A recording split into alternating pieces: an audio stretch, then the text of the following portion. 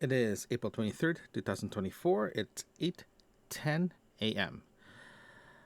So this morning I was doing a little bit of research. Yeah, I do wake up early in the morning. I wake up around 5:30 because Marco wants to Marco wants his breakfast and for a walk, so that's why I wake up so early. That's why I think a lot in the morning. I was doing some quick research or quick search, more than quick search, regarding personal logs, vlogging, on video, right? Personal logs and video formats, and like video, not audio, like what I'm doing right now is audio based, is more common than video, like personal logs on video. Personal logs is actually, it's like there's no defined line between personal logs and vlogging, right? Because personal log is, it's closer to blogs than vlogs, right? If you want to do video based blogging, it becomes a vlog. But if you want to do audio based blogging, it becomes a personal journal. If you go look at the world of podcasting, the category that they give you is social cultural with a subcategory of personal journal. So it's sort of like a, just really, they defined it that way, and I agree with that definition. It actually makes a lot of sense because I do everything in the podcasting world, and I distribute it through a distributor to distribute it from to iHeart to Spotify to Apple to Google to you name it, everything goes out. I also have it connected to my YouTube channel. And the YouTube channel currently, sorry, hold on. Sorry about that. Get my phone out of the way here. Sorry. Marco just jumped up on his chair. My phone was on his chair. So, like I was saying, on my YouTube channel, it's set up for the podcast. So apparently, if I understand it correctly, if you put everything in a YouTube, it shows up automatically on Google Podcasts, and the Google Podcast app is actually gone, so it goes to Google Music. That's where I am right now too. So it gets so complicated. Google keeps changing their thing, so every few years we have to adapt. It is what it is. Uh, so yeah, I was saying that it is in on YouTube. I'm considering actually putting the video version, if I do record, not decide, but if I record a video based personal journal, right, like an audio log, it will be distributed my normal way through the podcast distribution, and there's a there's going to be a playlist dedicated just for the video version of that podcast. It's not going to be consistent. Like the video portion of it's not going to be consistent because sometimes I want to do a video, sometimes I would just want to do straight audio. So it's just one of those things. So I decided to make it easier for me is to create a video log playlist. That video log is going to be more for an event or for a trip, for example. I'm still gonna have my regular audio log, right? My day-to-day audio log, but the video portion of it, the video log portion, is gonna be highlighted. It's gonna be highlights of the trip, for example. Let's say I go to Quebec City. I'm still gonna be logging every day, like I normally do, in the audio world, but I'll be recording videos like almost like a travel vlog, or like a vlog, but more sort of a high level look of what I've been doing. So that's what I'm playing right now. That's what I'm planning to do. So that's gonna be strictly on YouTube. It's not going to go to the podcasting world, but the day-to-day stuff during that whole trip will be still an audio log, but it's going to be going into uh, the the typical podcasting distribution. So So in other words, I'm just creating an extra content for very specific adventures. I think that's the best way to describe it. I think that's the best way to go with this, because it's gonna be easier for me to like, to be honest with you guys. I do like recording videos, but I do not like editing videos. Right? I did it for like well, 5 years, 5 years, 5 6 years editing videos. So I like it, but it's not my favorite. So I prefer shooting it rather than editing it. So yeah, so that's why I'm kind of like hesitant going to the video world of this. Like right now, my biggest downloads or biggest views are my biggest downloads right now is actually on YouTube. My biggest stats are actually in YouTube rather than my normal distribution for podcasts. So there is a market there, but at the same time, it's I like this format because it gives the the listener the opportunity to listen it through YouTube or through the normal distribution. So that's why I kind of like this format. That's why it's audio log. So, but the video portion of it, I just want to give it a little bit more engagement to the to people who's listening, because it would be nice for them to see exactly what's happening. And yeah, speaking of engagement, I think I mentioned several times too that I want to link my Instagram to this log, and it's nice to do that. But I was thinking about that more and more. I'm kind of hesitant going that route, because on on Instagram, when you post something, and then you provide comments, it'll be in that post only. But if I do an engagement on YouTube, it's going to be more like a blog style. So I do have access to my community page there. So I'll probably start. I'll definitely start putting stuff in there, to get a little bit more engagement and all that good stuff. So if you are listening to this to the regular podcast, you can definitely go to the YouTube channel. The YouTube channel is actually this. The description is actually in the sorry. The link is in the description. That will bring you straight to the YouTube page. There, you'll actually see the the podcast in video format, but it's just a logo, right? But if but I'm gonna start engaging people on the comment side. So I'm probably start posting something simple, like my podcasting equipment type deal, or pictures that I took going into somewhere, for example.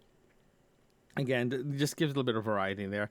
Plus, I want to start taking photos of the places I actually do my recording, because right now I'm in my office and my messy desk, and to be honest, I am proud of my messy desk. So those kind of things that I do want to start posting there, and just to get a little bit of hi, how are you? Let's chat, right? So mind that noise. Roomba is actually vacuuming, so, and Marco Ball sleeping beside me, so I'm not sure if you can actually hear him snore, but yeah. Okay.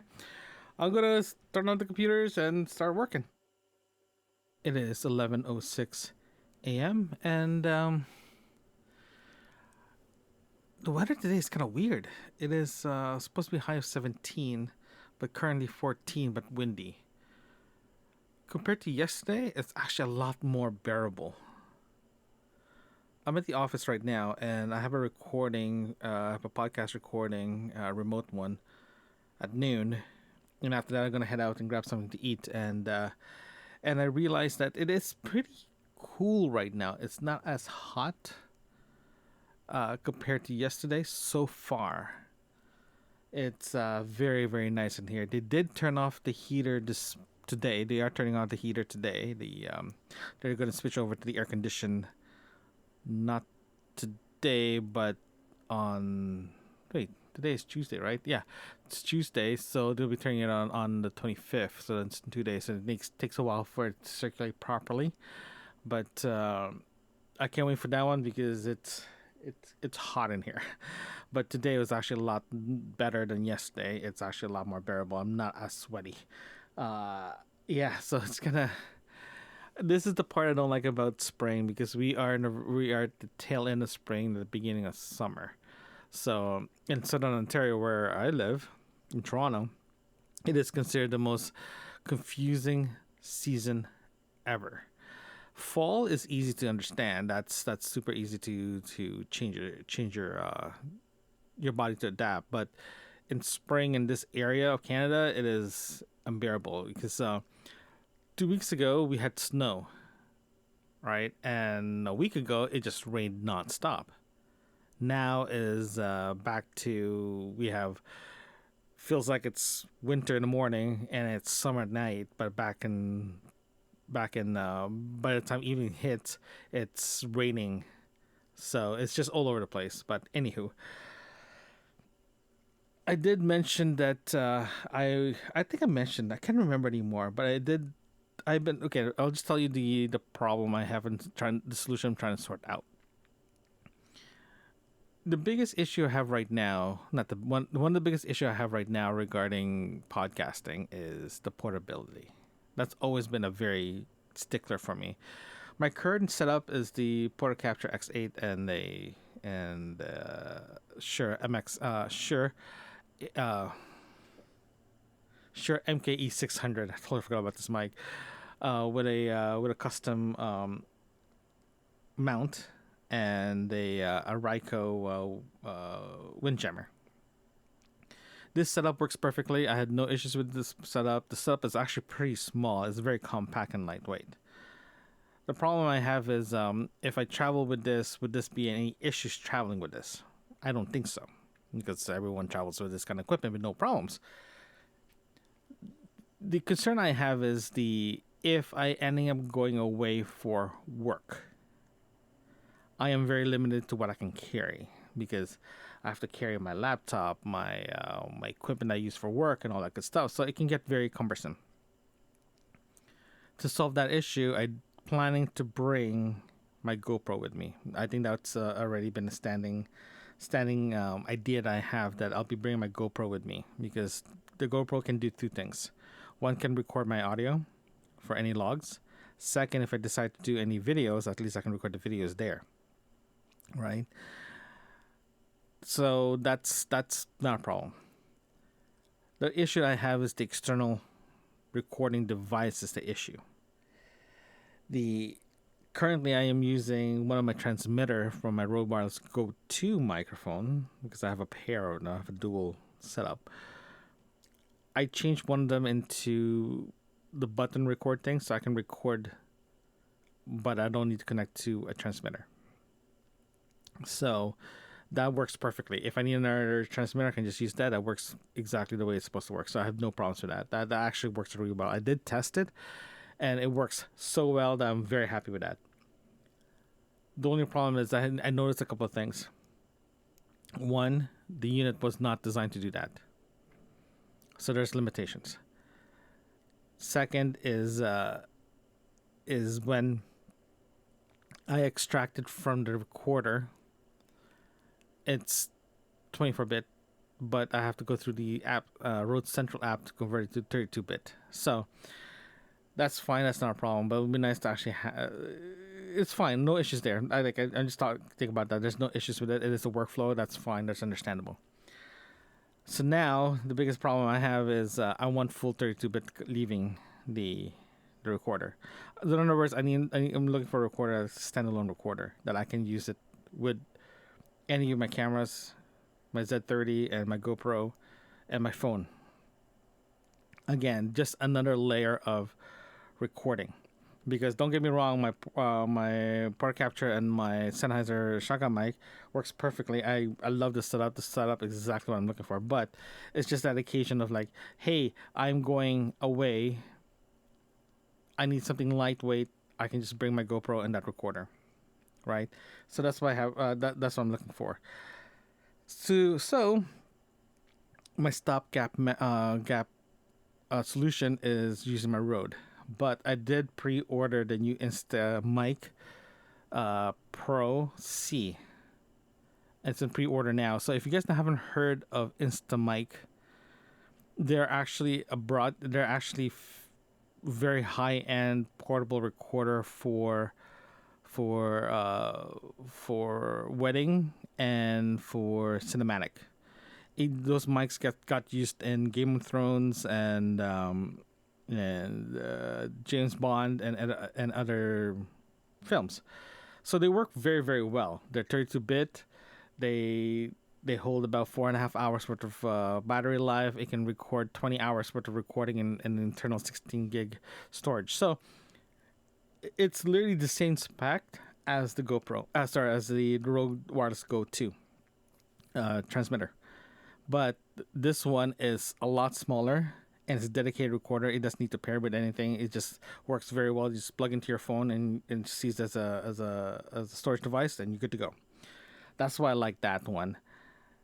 So that's coming, hopefully soon, because for the past few days I actually was walking around with my GoPro again to find out how is it easier for me to carry that plus the microphone itself. It works perfectly. It's like it works exactly as as designed, but it's just the microphone itself, the recorder itself is not designed for as a recorder. As a backup recording for the main use of it as a wireless microphone, works perfectly, no issues, and I'm very happy how it works.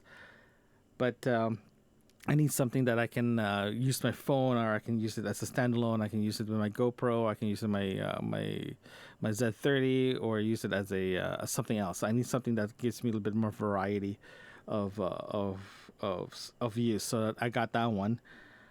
That's gonna be coming with me. That's gonna be literally with me the whole time. So that's gonna be my portable recording, because currently my portable recording is like something light to carry was my Tascam DR05X. But I've noticed that I never noticed this until when I was staying downtown, that this actually has interference issue with RF interference issue downtown. So I can't use this. It took me a while to figure out what part of my parents' house could actually use the recorder without any interference. So I can't use that, because if I go to the airport or go anywhere with RF interference, this is gone. I can't use it.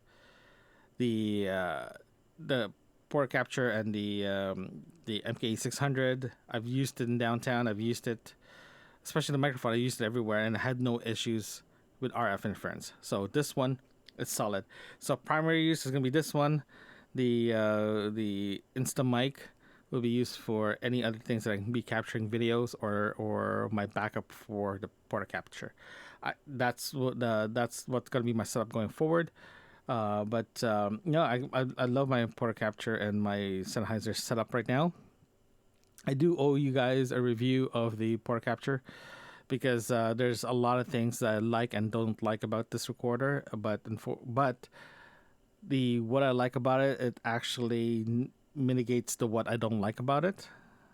But the one I don't like about it is a very big thing that you guys need to know, because I've been scouring the internet and looking at YouTube, looking at just do general search. There's no one really addressing the issues of the elephant in the room. Is the mix minus and the podcasting app, and how USB gets used on this recorder.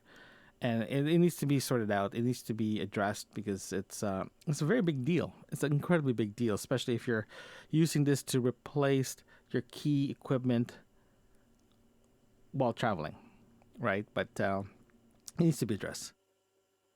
It is 12:29 p.m. and I was supposed to do a recording today for one of the podcasts, but my co-host just called me, and that he called me early this morning saying that he's not feeling well, but we'll stand by and play by ear around noon. So I called him around noon, and he said that he's not feeling well. He actually sounds pretty bad. So I told him that let's postpone until you're ready to go.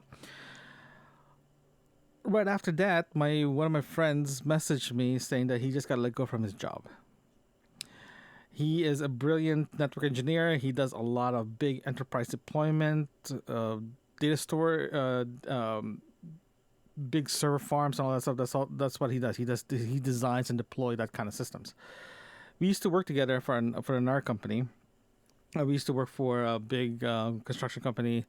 We were based in Toronto, and the business unit was in Canada, but our parent company is based in France. He told me that he got let go because okay, in other words, this company has been letting go a lot of people for the past 12 months. I think they let go about 100, 150 people in big chunks. And he's my second friend of mine, got let go in that company. One of my good friends, he was let go the beginning to mid of last year. After he's finished his last deployment, they just told him that you're done, you're leaving, and that was it. It was pretty bad. The My other friend that just got let go today, it was the same thing. They brought him in. They made sure none of the directors that hired him, that he worked with, was at the office. Brought him in, literally told him that you're done. We're giving you a severance package. Sign this. You have 10 minutes, 10, 15 minutes to remove all your stuff from the computer, and that's it. And he even told me that he was trying to get his stuff out, but he couldn't log into the network or even to the Wi-Fi. So he had to hotspot it in his phone so he can forward all his information to himself through Gmail. And how petty is that? Really, really petty. And it's so bad because when I was working there, I actually quit that job. I was a team lead. I was literally I report to the director of operations in the business unit that I work for, and I was overworked. I was exhausted. They called me in the middle of my vacation for me to come in. I'm so pissed, and after that incident, I literally told the wife, "Okay, I'm done. I'm leaving. I'm gonna leave until the end of the year. I'm gonna leave until the end of the year. Then I leave." Let's just say I made a decision to leave in July. I was supposed to leave in January of 2023. Let's just say I left in September. I couldn't stay anymore because the amount of crap that I have to deal with. They keep hiring people that I told them do not hire because it's just gonna double my work. But they keep hiring people and told them that, guys, stop hiring people without me approving it, because at the end of the day, I'm the one who's gonna be I'll be the one who's be fixing all the mistakes that they do. And they didn't listen to me. They keep hiring people. I keep telling guys, this person's not gonna be a good fit. They hired this person. It took them almost a year to find a replacement for me. 3 years. And it's kind of funny though, the person who replaced me, I know him very well. I know the guy. He talked, but after he got hired, not even 2 weeks later, we bumped into a golf tournament. He asked me, it's like, "Hey, what do I need to know? Me taking your old job?" And I was very honest with him. I'm very, very honest with him. And yeah, that's how bad it is. But go back to my friend here. He was literally helped deploy majority of the big projects that they did across Canada. And as soon as all his projects consider substantial completion, in other words, everyone's about 90% complete, and all the deployment is done, they brought him in today and told him he is done. This company worth billions of dollars, gets traded in the stock exchange, both Europe and North America, and they let the guy go because they think that they don't need him anymore.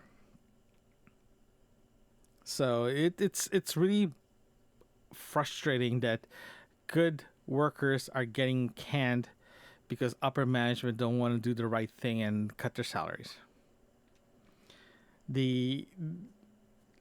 This company literally let go hundreds of people in the span of 12 months. 12 months.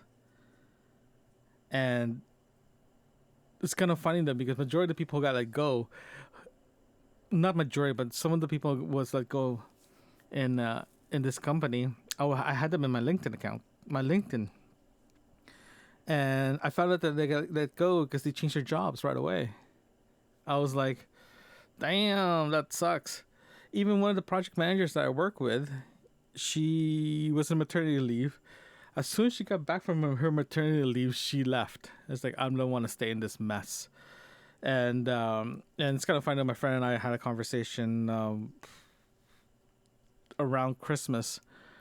We had lunch together, and we were laughing that the amount of people being let go. We're not surprised that he's going to be the next one to leave. And the round of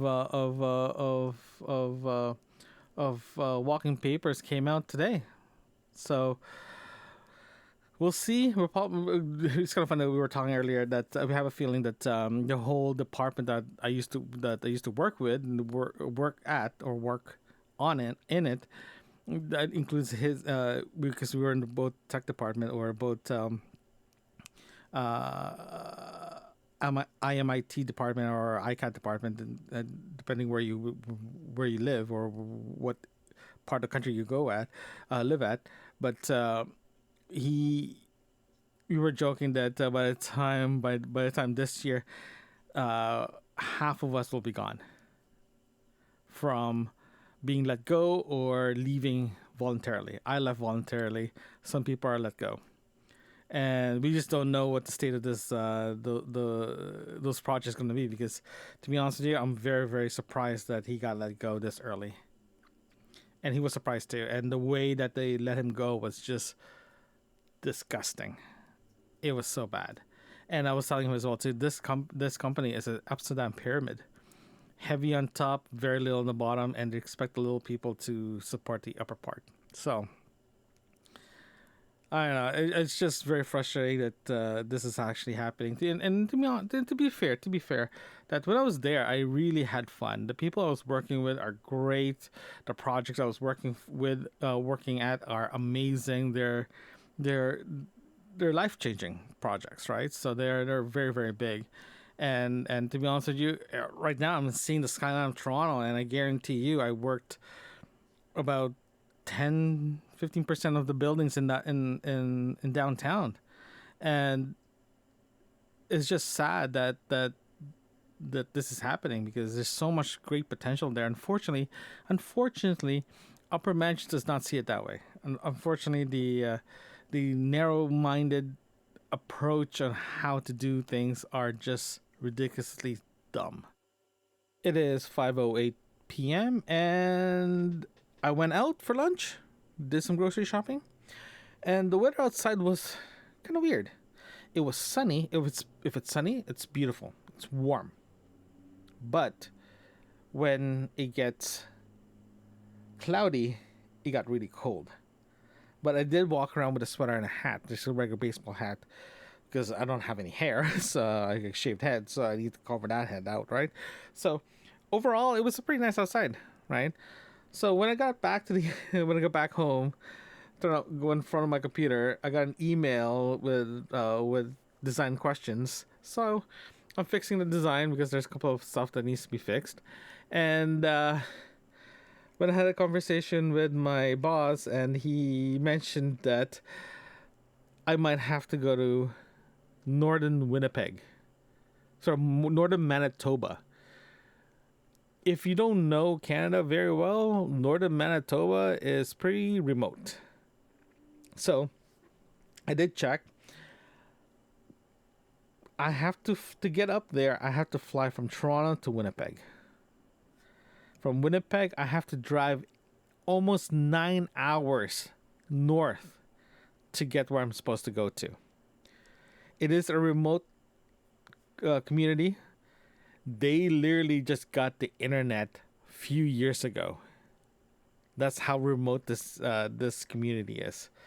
I'm pretty excited as well too because it is near the lake. It is near. It's the northern part of Lake Lake Winnipeg. Lake Manitoba. Yeah, Lake Winnipeg. So it's a very very big lake, right? And I can't wait to check it out because, to be honest, I'm actually kind of excited to go up there, but at the same time, I don't want to go up there because it's just too north. It's like I was doing some calculation. And it's like if I have to be there by a certain date, I have to leave 2 days before my meeting. So, for example, if my meeting is on Wednesday, I leave Monday and give myself 2 days to get up there. Going back, same thing.